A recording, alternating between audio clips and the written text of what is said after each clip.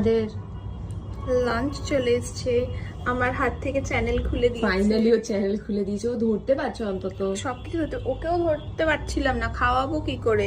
এই যে চ্যানেলটা খুলে দিয়েছে, যে কোনো জিনিসই খুব সুবিধা হচ্ছে।